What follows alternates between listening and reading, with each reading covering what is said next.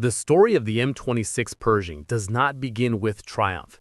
It begins with frustration, fear, and a growing realization that the most powerful nation on Earth had gone into the greatest war in history without a true heavy tank. By 1944, American armored crews had spent nearly 3 years fighting in steel coffins, Sherman tanks that were fast, reliable, and easy to produce, but horrifyingly outmatched when facing the German Panthers and Tigers that roamed Europe like armored predators. Every tanker knew the terror of seeing a long 75 or 88mm barrel emerge from a tree line. Every crew had watched a Sherman 75mm shell bounce off a Panther's glasses like a thrown pebble. Every man inside a burning tank had lived the truth that Washington had refused to accept. America was fighting a tank war with a machine designed for infantry support, not for tank duels. The Sherman was a good tank, but the war had evolved, and the Sherman had not. And while American officers filed urgent reports from North Africa, Sicily, Italy, and Normandy, begging for a tank that could stand toe-at-toe with German armor, those pleas struck a wall of doctrine and bureaucracy. The Ordnance Department insisted that U.S. tanks should support infantry, not engage other tanks. Tank destroyers were supposed to handle that role. It was a beautiful theory, on paper. On the battlefield, theory meant nothing. What mattered was the brutal reality that when a Tiger or Panther appeared, the Sherman was the one facing it. And too often, the Sherman died before it could even fire its second shot. American tankers understood this truth long before the generals did. They talked about the Panthers with a sour mix of respect and resentment. "It's like they built it to kill us," one gunner in Italy muttered. They joked bitterly about the Sherman's gasoline engine. "Lights up first time every time," a grim reference to how quickly the tank burned when hit. They traded stories of ambushes where a single Panther held up an entire battalion. They memorized the weak spots on Tigers, even though none of them expected to live long enough to use that knowledge. Each new firefight carved the same lesson deeper into the minds of American crews. We need a bigger gun, stronger armor, and a tank that fights like theirs, not like ours. But back in the United States, in offices far from the mud and smoke of Europe, the gears of change turned slowly. Engineers had already begun experimenting with heavier tank designs: T-20, T-22, T-23, T-25, and finally T-26. But development staggered under arguments about weight, engines, transport limitations, and doctrine. The U.S. Army believed mobility and numbers would always be firepower and armor. After all, it worked against older German tanks in 1942 and 1943. Why change a system that was good enough? Tankers in the field had an answer. Because Panther and Tiger weren't 1942 tanks. They were something new, machines that punished outdated doctrine with terrifying efficiency. But in the slow grind of bureaucracy, the voice of the battlefield often arrived too late.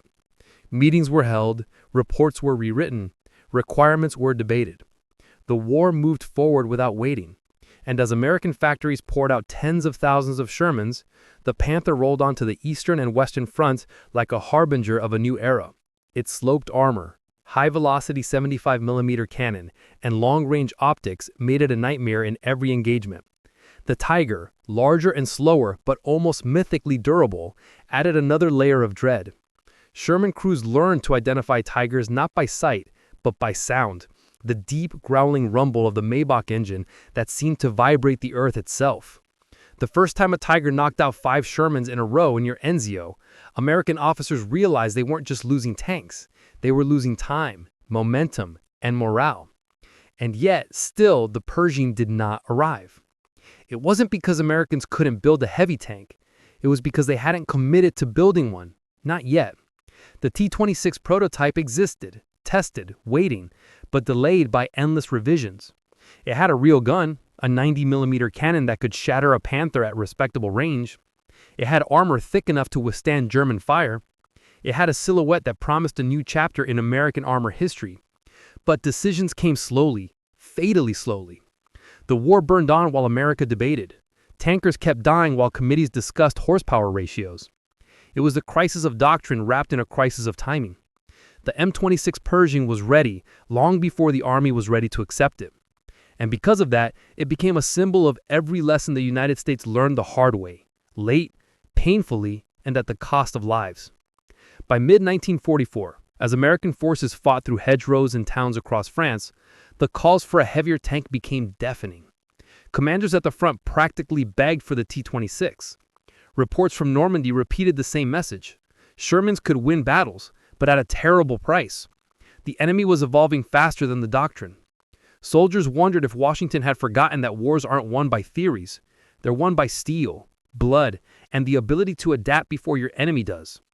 In this atmosphere of fear, anger, and desperate hope, the Pershing became more than a tank. It became a promise, a whisper that maybe, finally, America was ready to fight German armor on equal terms. But the truth was harsh. The Pershing was coming, but far too slowly. Too many committees, too many revisions, too many fears of repeating the disastrous T-28 Super Heavy Tank project. The men who needed the Pershing most were the ones who could not wait. And as 1944 gave way to 1945, with the Reich collapsing and the war nearing its end, the M26 Pershing was on the brink of deployment. Powerful, overdue, and carrying the weight of every American tanker who had ever stared down a Panther and thought, if only we had something better. The tank that could have saved hundreds of lives was finally ready, but the war was almost over, and in that cruel timing lay the beginning of its legend. The birth of the M26 Pershing was not a moment, it was a struggle. A long and bitter campaign fought not on battlefields, but in warehouses, test grounds, drafting rooms, and conference tables where engineers and officers clashed over the very soul of American armored doctrine. The Pershing did not emerge from confidence, it emerged from doubt. Doubt that the Sherman could continue carrying the weight of a war it was never designed for, and doubt that American tank theory, forged in the interwar years, could survive contact with the brutal reality of German engineering. In many ways, the Pershing was America arguing with itself. The story began with the T-20 series in 1942, long before the world had heard of the Panther. The T-20 was intended to be the Sherman's successor, a sleeker design with heavier firepower and new technology. But from the moment the first prototypes rolled across test courses, the Army found reasons to delay. Hydromatic transmissions slipped. Electrical systems failed. The fear of producing a flawed successor weighed heavily on a military machine that had grown comfortable with the Sherman's reliability. And so, instead of accelerating development, the Army hesitated. They improved some parts, redesigned others, and added months to the timeline. Meanwhile, American tankers were already dying in North Africa, and Germany was already preparing machines far beyond what the T-20 engineers imagined. The next step, the T-23, was a radical leap, an electric transmission, smooth and futuristic. It handled beautifully in testing, but electrical reliability terrified commanders. They worried about field repairs. They worried about production. And once again, theory trumped necessity. The T-23 was approved for limited production but never shipped overseas. A working next-generation tank sat in storage while the Sherman continued fighting battles it was outgunned in. A private in the 3rd Armored Division once said bitterly, "We don't need perfect, we need something that doesn't get us killed." But perfection, or the illusion of it, continued delaying progress. Then came the T-25 and T-26, designs that finally embraced the reality that American tankers had known since the first Tiger appeared. The next American tank needed more armor and a bigger gun. The T-25 mounted a 75mm high-velocity cannon similar to the Panthers. The T-26 went further, equipping a 90mm gun that could punch through German armor at ranges where the Sherman's rounds simply evaporated. On the test range, the 90mm gun tore gaping holes through steel plates designed to simulate German frontal armor. Observers watched the shells punch through and whispered to each other stunned, "That'll kill a Tiger." The T-26's turret was redesigned to fit the massive breech of the 90mm. Armor was thickened, the silhouette grew imposing. The tank was no longer a polite infantry support machine. It was a brawler, a challenger, something meant not to avoid German armor, but to confront it head-on. Test drivers said the T-26 felt solid, like a tank that wouldn't crumble under the first enemy hit. engineers stood around the hull, touching the armor as if feeling the future. This was what the soldiers needed. This was what the war demanded. But even then, politics intervened. American doctrine still clung to the idea that tank destroyers, not tanks, should handle enemy armor. Building a heavy tank capable of fighting Tigers directly challenged that doctrine. Generals questioned whether they needed a heavy tank at all, insisting the Sherman's mobility and overwhelming numbers were enough. They pointed to statistics showing the Sherman won most engagements, without acknowledging those victories often came at horrific cost. Reports from Normandy, Italy, and France told the truth brutally. Sherman units could win, but only by paying in blood. Platoons lost half their tanks in a single encounter with a Panther ambush. Veterans began calling Panthers the Sherman Collectors. And still, the T-26 waited for approval. Each week lost was another battlefield where American crews faced armor that outclassed them. When the T-26E3 finally received its combat designation as the M26 Pershing, the war was entering its final year. Engineers rushed to complete production. Factories scrambled to retool. The first Pershings rolled out in late 1944, too late for Normandy, too late for the breakout across France, too late for the worst battles Sherman crews had endured. The men who saw Pershings boarding ships in January 1945 stared with disbelief at its broad turret and menacing cannon. Some whispered angrily that this was the tank that should have arrived in 1943. Others touched its armor like it was a long-lost answer to prayers they'd stopped seeing. When the first batch of 20 Pershings arrived in Europe in February 1945, they were greeted not with ceremony, but with exhaustion. Tankers who had survived 2 years of fighting felt something close to grief. "If we had this a year ago," one veteran muttered, "half my friends would still be alive." It was a heavy burden for a new machine to carry, the weight of what might have been. But the truth was undeniable. Despite delays and resistance, the M26 Pershing represented a breakthrough in American tank design. It brought together every lesson written in blood from Tunisia to the Ardennes. Sloped armor, a powerful gun, better suspension, a turret built to fight, not to observe. The Pershing embodied the transformation of U.S. armor doctrine from quantity first to quality driven. It didn't matter that it arrived too late to change World War II. What mattered, what history would remember, was that it arrived just in time to change everything after. The Pershing wasn't the tank that won the war. It was the tank that forced America to rethink how war should be fought. It was the tank that paved the way for the Patton series, the M60, and ultimately the M1 Abrams. The Pershing wasn't built for 1944. It was built for 1945 and for every year that followed. They arrived quietly, almost anonymously, 20 dark, hulking shapes rolling down the ramps of cargo ships into the cold February air of Antwerp. No trumpets, no speeches, no lines of cheering crews welcoming a new age of American armor. Just 20 tanks, each one weighed down by 3 years of battles it had never fought, and thousands of lives it had never been there to save. The M26 Pershing had finally reached Europe, and the war was already slipping away. To the men who had survived North Africa, Italy, Normandy, the Hürtgen Forest, and the Ardennes, the Pershing looked like a creature from another world. Its turrets sat wide and menacing. Its 90mm gun seemed impossibly long compared to the squat 75s they'd lived and died beside. Its armor, thick, sloped, unapologetically heavy, gave off an impression no Sherman had ever managed. This tank is here to fight German armor, not run from it.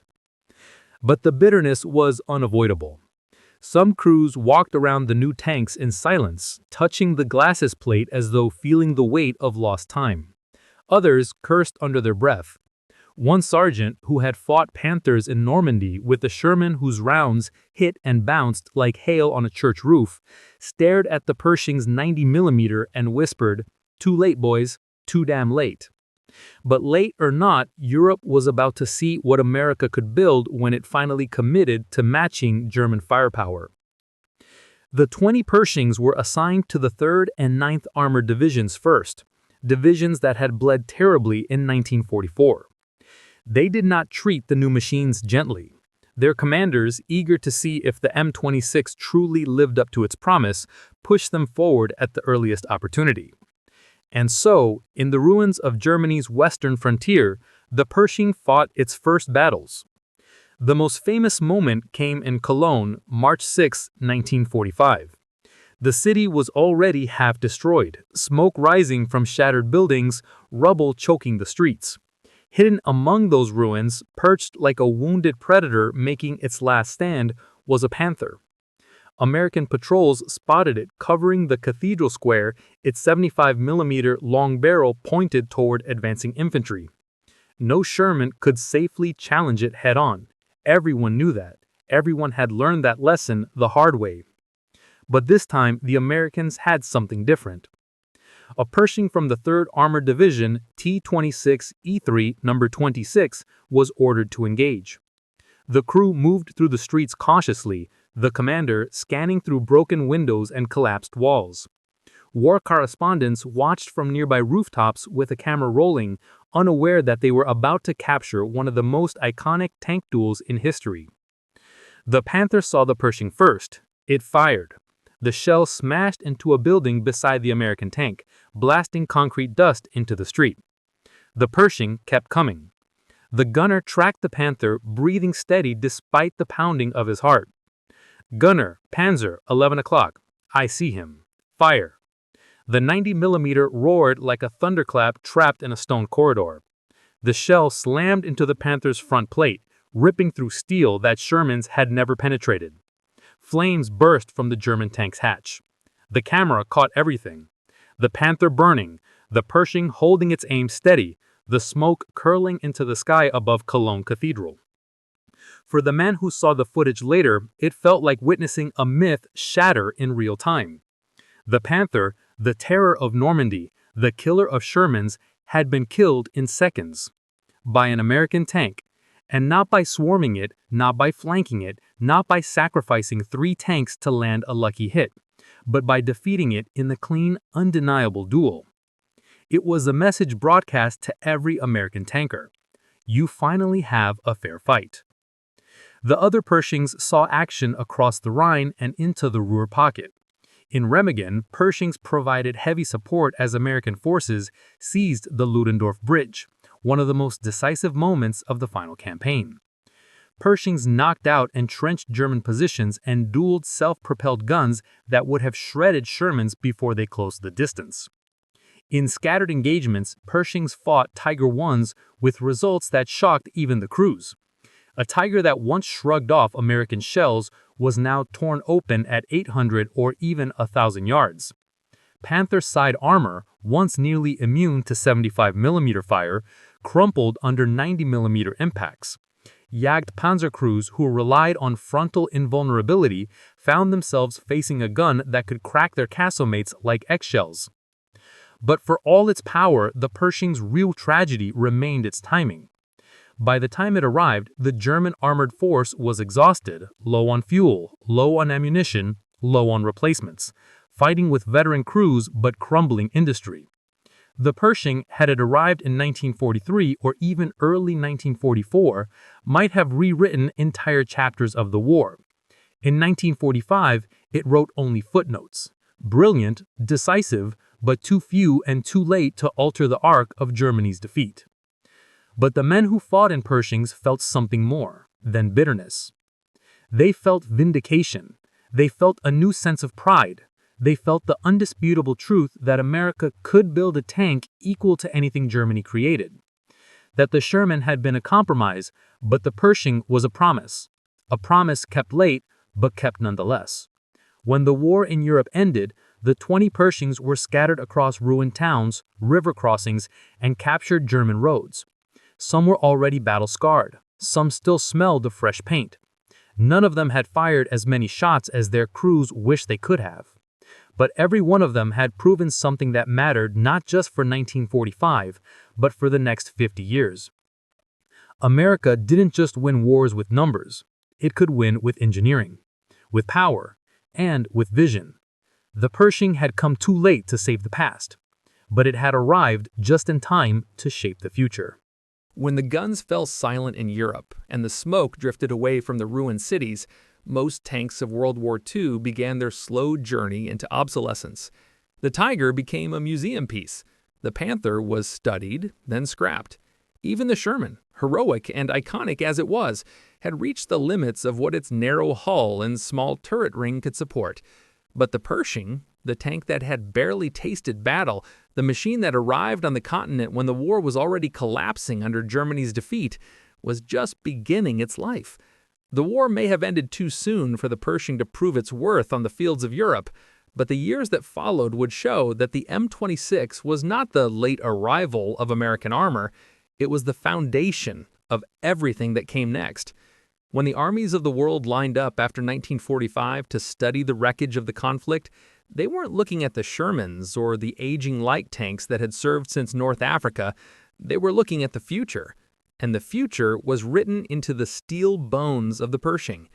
The first thing military planners recognized was that the era of lightly armed, lightly armored medium tanks was over.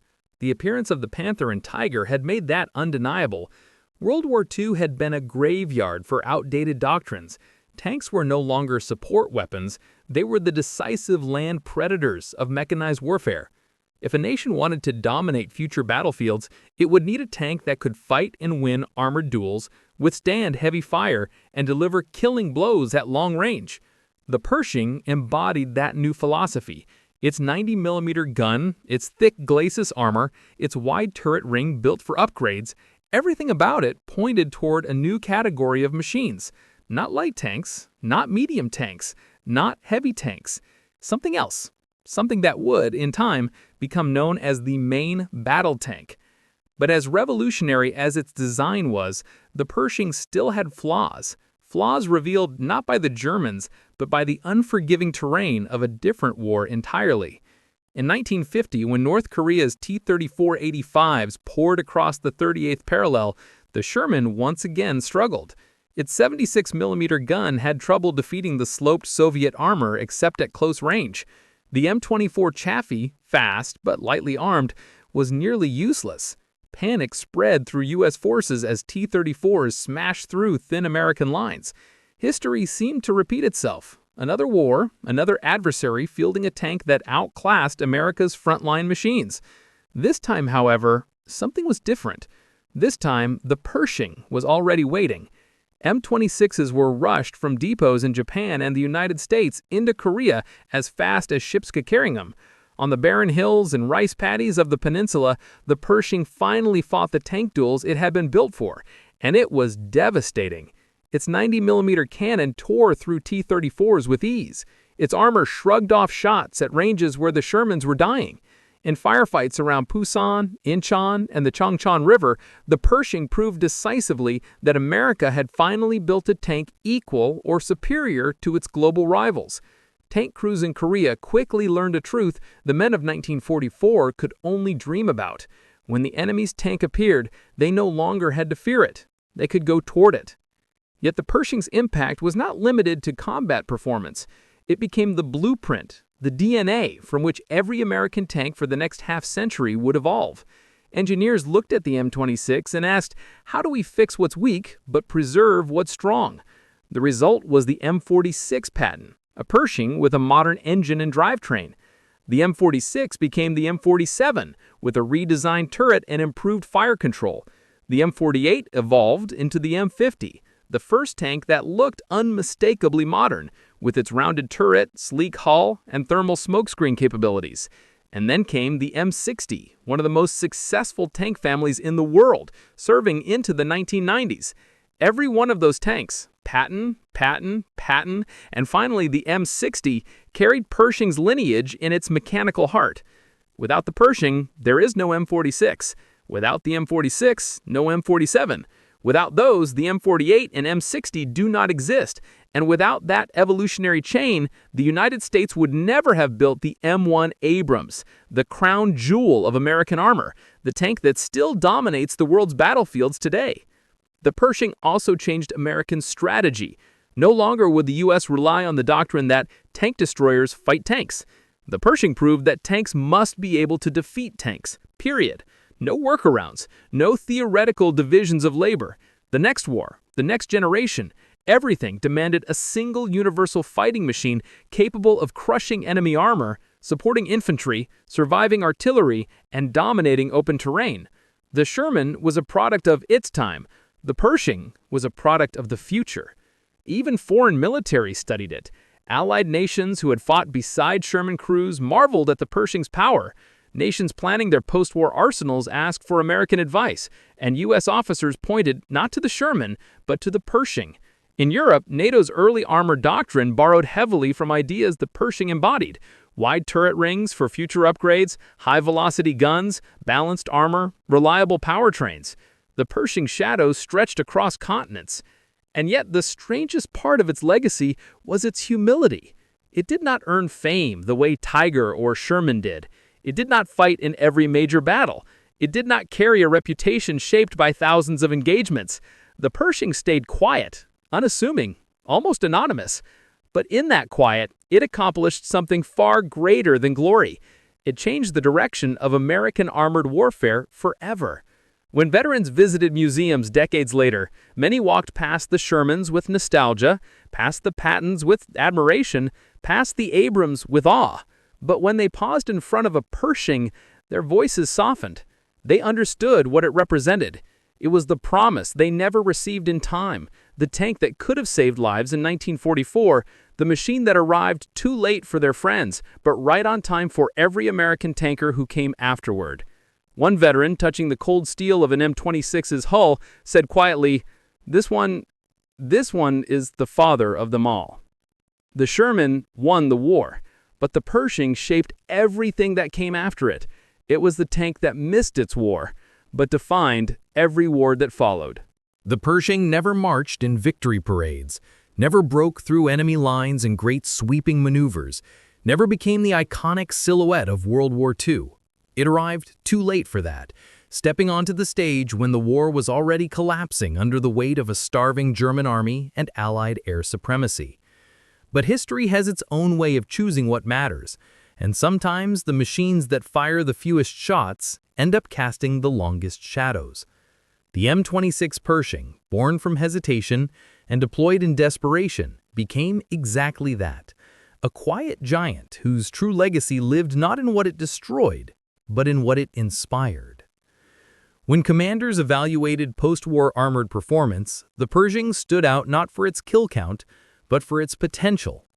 It was the first American tank that proved the United States could build something powerful enough to challenge the best German armor on equal terms. It shattered the old doctrine of quantity over quality and forced military planners to accept a new truth. Modern warfare demanded a tank that could do everything: break through, exploit, defend, and engage enemy armor directly. The Pershing didn't just hint at the future, it became the blueprint for it. The evolution was immediate. The M26's biggest flaw was its underpowered engine. Its reliable but insufficient Ford GAF V8 struggled to move the tank's 46 tons with agility. Engineers replaced it with a new power plant, modernized the drivetrain, and refined the suspension. The result was the M60 Patton, the first American tank that truly built on the Pershing's foundation. With improved mobility, a redesigned hull, and upgraded fire controls, it was the first American tank that felt like it belonged in the emerging Cold War landscape. But evolution didn't stop there. The M47 Patton followed, faster, stronger, a transitional tank that brought post-war armor into the modern era. Then came the M48 Patton, a tank that many consider the first true main battle tank America ever fielded. And from the M48 emerged the tank that defined American armor for 3 decades, the M60, with its powerful 105mm gun, upgraded optics, and thick, imposing turret. All of these tanks, Patton, Patton, Patton, and the venerable M60, carried Pershing's DNA. The turret shapes, the focus on gun stabilization, the balance of firepower and protection, the doctrine that tanks must be ready to fight tanks. All of it began with the M26. It was as if Pershing's silhouette stood behind every drawing board, reminding engineers, This is where we started, now make it better. But the Pershing's true legacy would not be fully realized until 1980, when the first M1 Abrams rolled out of Detroit Arsenal. Sleek, angular, armored with Chobham composite plating, powered by a gas turbine engine that screamed like a jet, and armed with a 105mm, later 120mm cannon that could kill at distances World War II tankers could barely imagine, the Abrams was everything the Sherman had never been and everything the Pershing had tried to become. The Abrams didn't just inherit the Pershing's technological lineage, it inherited its spirit. A tank built not for the last war, but for the next. A tank designed not around doctrine, but around battlefield necessity. A tank created because America finally understood that to defend itself and lead the free world, it needed the best, not the most. Veterans who had fought in Pershings during the Korean War visited Abrams units decades later. They touched the armor, listened to the turbine whine, and some smiled softly. One said, "We always knew that what started with Pershing had to end here." The line from M26 to Abrams wasn't just mechanical, it was philosophical. It was the story of a nation learning to take armored warfare seriously. In museums today, children run past Shermans because they've seen them in movies. They stop briefly at Tigers, fascinated by their size. But when they reach the Pershing, they pause, unsure why this tank, less famous, less celebrated, feels different. A docent might explain that the Pershing saw little combat, or that it arrived just as the war was ending. But if they look closely, they will notice the well-organized layout of the turret, the balanced design of the hull, the sloped armor that hinted at future doctrine, and the unmistakable presence of a machine built not for desperation, but for evolution. The Pershing stands in museums like a shadow cast across time, quiet, proud, a reminder that even a tank that comes too late can change everything that comes after. Its guns fired only a handful of decisive shots in Europe, but each one echoed forward into the Cold War, into Korea, into Vietnam, and into the deserts of Iraq, where Abrams tanks thundered through sandstorms as the undisputed kings of armored warfare. The Sherman won World War II. The Abrams defines modern war. But the tank that linked them, the bridge between past and future, was the M26 Pershing. It was late to its war, but right on time for history.